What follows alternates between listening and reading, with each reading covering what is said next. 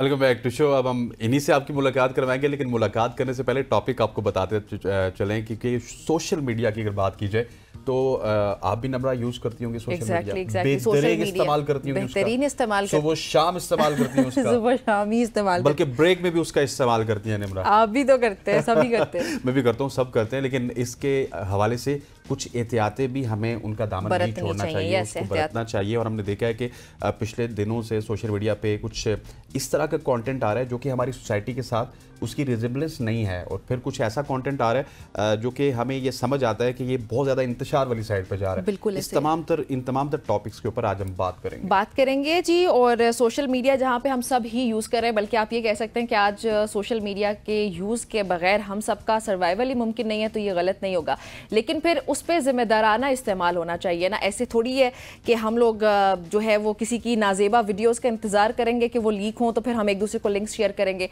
ये हम बनते जा रहे हैं। ये बहुत अनफॉर्चुनेट है और इस पे बात करेंगे कि किस तरह से जिम्मेदारी के साथ सोशल मीडिया का इस्तेमाल करना चाहिए। सो हमने सोशल मीडिया इन्फ्लुएंसर यानी कि मुबीनुल हक साहब को बुलाया है। मुबीन साहब, अस्सलाम वालेकुम, वेलकम टू सबकी सोच, हाउ आर यू डूइंग? वालेकुम सलाम, I am doing good, thank you.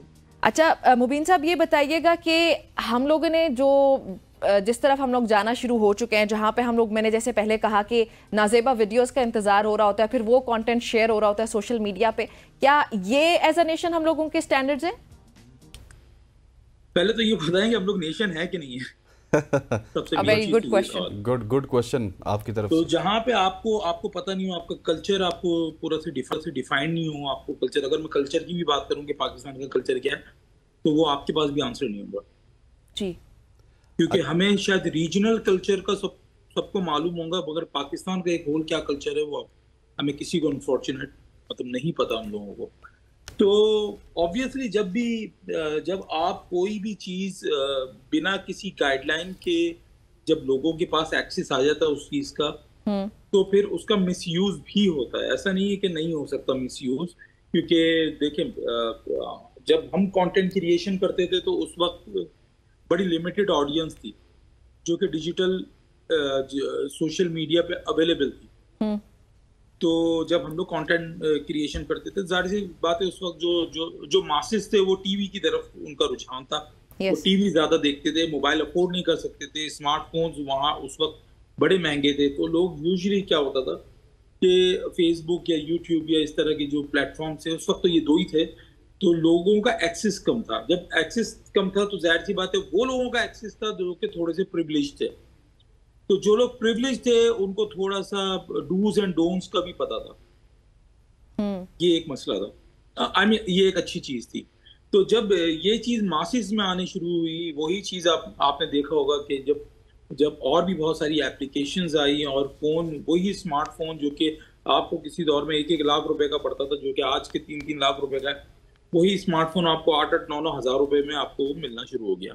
तो इसका मतलब ये है कि वैसे एक तरह से देखा जाए तो पाकिस्तान एक डिजिटल की तरफ पाकिस्तान की मूवमेंट हुई, बट मासिस के हाथ में फिर टेक्नोलॉजी आ गई इस तरह की, और जब वो टेक्नोलॉजी आई फिर उनके हाथ में मुख्तलिफ एप्लीकेशंस आई, तो उनको लगा कि यार अब हम भी मतलब इस तरह की चीज़ें खुद बना सकते हैं लिपसिंग करके। फिर टिकटॉक या दूसरी एप्लीकेशंस आई, जबकि टिकटॉक तो पूरे वर्ल्ड में चल रहा है, बट मसला ये है कि वहाँ पे लोगों को अवेयरनेस है हर चीज़ की। यहाँ पे क्या था, उनको डायरेक्ट एक्सपोजर ही टिकटॉक पे हुआ, तो उन्होंने देखा अच्छा यार यहाँ पे स्लो मोशन करके वॉक करूंगा और यहाँ पे इतने व्यूज आ रहे हैं, यहाँ पे इस तरह की चीजें आ रही है, तो उनके पास कोई कंटेंट डायरेक्शन नहीं थी जो हमारे पास थी कि हमें कंटेंट किस तरह बनाना है, उसके लिए क्या क्या चीजें जरूरी हैं, क्या क्या चीजें स्क्रीन पे दिखा सकते हैं, पॉलिटिकली करेक्ट आपको किस तरह होना है, कौन से लफ्ज आपको यूज करने कौन से नहीं करने। हालांकि हम लोग डिजिटल पे थे, हमारे ऊपर कोई बंदिश नहीं थी, बट स्टिल वो एक आपकी खुद की एक जिम्मेदारी होती है, तो वो आप वो चीज़ों को देख रहे होते हैं। और आज भी अगर आप पुराने जो कंटेंट क्रिएटर है उनका कंटेंट देखेंगे तो वहां पे आपको वो तमाम चीजें मिलेंगी जो आप देखना चाहते हैं, जो आप फैमिली के साथ देख सकते हैं। अच्छा, तो जब वो चीजें एक सवाल साथ ऐड भी कर लीजिएगा कि आज जिस तरह आप कह रहे हैं, अब तो तमाम तर चीज़ें बेहंगम हो चुकी हैं।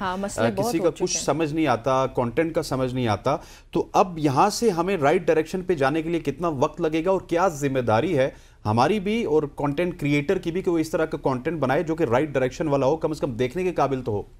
देखिए, जहाँ तक हमारा ताल्लुक है तो हम लोग जिस तरह का कंटेंट बनाते हैं, हमसे जो लोग इंस्पायर होते हैं, जो कंटेंट क्रिएशन में आते हैं, वो उनकी डायरेक्शन ही डिफरेंट होती है। बट चूंकि हम लोग तादाद में बड़े कम हैं, अब अगर आप देखा जाए जो यूट्यूबर्स हैं, जो स्किट्स बनाते थे या जो ब्लॉग्स बनाते हैं, जो पॉडकास्ट बनाते हैं, वो बिल्कुल तादाद में बहुत ज्यादा अब कम नजर आने लग गया है, क्योंकि उनको ओवरशैडो कर दिया है डेली ब्लॉग्स ने और रील्स ने, खास तौर पे जी रील्स ने जी ऑब्वियसली वो रील्स हो गई और इस तरह की बहुत सारी चीजों ने ओवरशैडो कर दिया इन चीजों को। तो वहां पे अब चक्कर ये है कि जो लोग ऑलरेडी स्टैब्लिश हो चुके हैं उन प्लेटफॉर्म पे या टिकटॉक पे, जिन्होंने ये 4-5 साल फेम भी देख लिया, हर चीज देख ली है, तो अब उनकी जिम्मेदारी है। क्योंकि जाहिर सी बात है, अगर वो कोई एक टिकटॉक पे बैठा हुआ है और उसकी मिलियंस ऑफ फॉलोअर्स हैं और वो कोई ऐसी चीज कर रहा है जो ट्रेंड में आ जाती है, वो कोई इस तरह की बात कर रहा है, फिर वो ट्रेंड फॉलो, क्योंकि टिकटॉक पे देखा गया है कि हर चीज का एक ट्रेंड होता है, चाहे वो वॉक हो, चाहे हंसना हो, चाहे रोना हो, तो एक हर कोई मतलब एक रोएगा तो 50,000 लोग भी रोएंगे, उनको लगेगा हाँ इस तरह रोने से जो ना सबके व्यूज आएंगे। तो उनकी अब जिम्मेदारी बनती है कि वो लोग कुछ इस तरह का कंटेंट प्रोड्यूस करें जो कि एक बैंड वैगन बने, जो कि एक ट्रेंड बने। ठीक। अच्छा मुबीन साहब मुझे एक और बात बताइएगा कि जिस तरह आप ट्रेंड की बात कर रहे हैं, हमने ये देखा है कि सोशल मीडिया पे वही चीज़ ट्रेंड बनती है जो थोड़ी सी कंट्रोवर्शियल होती है। अगर आप कंट्रोवर्शियल की बजाय कोई अच्छा कंटेंट देंगे तो वो ट्रेंड भी नहीं बनता, वो वायरल भी नहीं होता। सो हमारी आवाम भी कंट्रोवर्सी देखना चाहती है। नहीं एग्जैक्टली, देखिए सिर्फ आवाम नहीं, न्यूज चैनल का भी यही मसला है। हाँ, न्यूज चैनल पे भी कभी पूरे दिन अगर कोई न्यूज नहीं आई तो वो चैनल भी बोर हो जाएगा कि यार क्या चल क्या रहा है, यार कुछ तो सनसनी दो। हाँ। कुछ तो मुझे कोई रिपोर्टिंग इस तरह का दो। तो इसी तरह लोगों को सनसनी ज्यादा पसंद है, एक्साइटेड जो न्यूज होती है वो हर किसी को फैसिनेट करती है, वो लोगों को अट्रैक्ट करती है। तो ऑब्वियसली उसकी अगर आप स्केल वाइज देखें तो एक जो बिल्कुल फ्रेश कंटेंट होता है, जो क्वालिटी कंटेंट होता है, उसकी रीच लिमिटेड है, जबकि उसके अगेंस्ट आप थोड़ा सा क्रिंज हरकतें करेंगे आपकी रीच ज्यादा है। बट मसला ये है कि वो लॉन्ग लास्टिंग नहीं, ये एक फर्क है। सही। अच्छा, लेकिन मुबीन साहब अब ये मसले तो हैं ही हैं, लेकिन फिर मुझे ये भी समझ नहीं आता कि एक तो फॉर एग्जांपल हम खबर की बात कर रहे हैं, न्यूज़ की बात कर रहे हैं, तो उसमें अब न्यूज़ आप देखते हैं धड़ाधड़ हर सेकंड के बाद आपके पास सोशल मीडिया पेजेस बन चुके इतने ज़्यादा, सो वो आपको कंटेंट ला के दे रहे होते हैं, इन्फॉर्मेशन जो कि ज़्यादातर बायस्ड होती है या तो ठीक ही नहीं होती है। तो इसको कैसे कंट्रोल कर सकते हैं, या फिर एक यूज़र जो है उसको कितना केयरफुल रहना चाहिए इससे पहले कि वो खबर देखे और उसको मजीद आगे शेयर करे कि ये दुरुस्त है भी या नहीं? देखिए, उसके लिए अवेयरनेस कैंपेन चलानी होंगी, गवर्नमेंट लेवल पर चलेंगी कैंपेन्स, और प्लस ये है कि ये जो न्यूज़ होती है, जो रूमर्स होते हैं या जो फेक न्यूज़ होती है, इसके ऊपर आपको प्रॉपर एक डिजिटल मीडिया पॉलिसी बनानी चाहिए। ये चीज़ हमने पिछली गवर्नमेंट में भी आवाज़ उठाई थी और ये बात की थी कि आप एक डिजिटल मीडिया पॉलिसी बनाएं। उसके लिए बहुत सारे नुकात भी हम लोगों ने दिए थे, बट अनफॉर्चुनेट कि वहाँ पे भी वो काम नहीं हो सका। वहाँ से भी बड़ी हमें पिछली गवर्नमेंट से भी बहुत ज़्यादा डिसअपॉइंटमेंट थी हमें, और इस गवर्नमेंट से भी अभी कुछ उम्मीदें नजर नहीं आ रही हैं, क्योंकि हर चीज हम लोग ऑल्टरनेट ढूंढने की जगह हम उसको बैन करना हम लोग पसंद करते हैं। तो बैन करना कभी भी इलाज नहीं है जी। सबसे मेन चीज ये जो हम जो बात करते हैं ना कि ये अवाम कंट्रोल में नहीं है, उसकी वजह ये थी कि आपको अगर किसी चीज को बैन करना था तो उससे पहले एक ऑल्टरनेट देते हैं। हमने ऑल्टरनेट नहीं दिया, हमने बैन किया। जब आप बैन करते हो तो फिर लोग ग्रे चैनल का यूज करते हैं, लोग फिर VPN यूज करते हैं, फिर उनको एक्सेस मिलता है और भी ज्यादा चीजों का। ठीक। अच्छा मुबीन साहब, एक और टॉपिक जो मैं डिस्कस करना चाहती हूँ वो रोस्टिंग का है। हम लोगों ने एक दूसरे को बिलिटल करना शुरू कर दिए, एक दूसरे का मजाक उड़ाना शुरू कर दिया रोस्टिंग के नाम पे।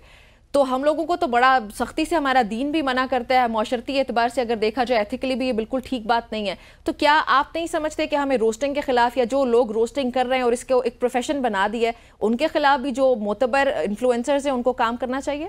नहीं, देखिए रोस्टिंग एक जॉनरा है और बड़ा फेमस जॉनरा है पूरे वर्ल्ड का, आप इसको बंद नहीं कर सकते। अच्छा। रोस्टिंग किस तरह की होनी चाहिए वो आपको पता चलना चाहिए। That matters, exactly. जी, तो रोस्टिंग आप बंद नहीं कर सकते बिल्कुल। और अगर बात है इस्लाम की, तो सबसे मेन चीज तो इस्लाम जो हम काम कर रहे हैं वो भी इस्लाम के कई दायरों से निकल जाता है। फिर मैंने कहा एथिकली किसी का मजाक उड़ाना, इस्लाम को अगर बाहर भी ले सर, हम लोग वही पाकिस्तानी हर चीज में इस्लाम की बात करते हैं और माशाल्लाह सबसे ज्यादा दूर इस्लाम से हम लोग ही हैं। मैंने कहा कि इस्लाम के अलावा भी अगर देखें एथिकली भी ठीक नहीं है। देखिए एथिकली की बात किसी का मजाक करेंगे ना जब आपका रोस्टिंग को पहले आप डिफाइन करेंगे। अच्छा, रोस्टिंग जो है कभी भी पर्सनल अटैक नहीं होना चाहिए।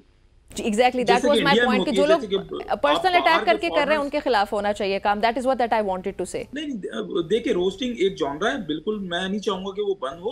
उसको आप यूजुअली अक्सर आप जो रोस्टिंग देखते हैं यूट्यूबर या यूट्यूबर्स पे कर रहे होते हैं, तो वो उसमें भी वो एक कंसेंट लेते हैं हमेशा। तो सबसे पहले आप कंसेंट लें अगर आपको रोस्टिंग करनी है किसी की भी, और प्लस वो कोई पर्सनल अटैक नहीं हो।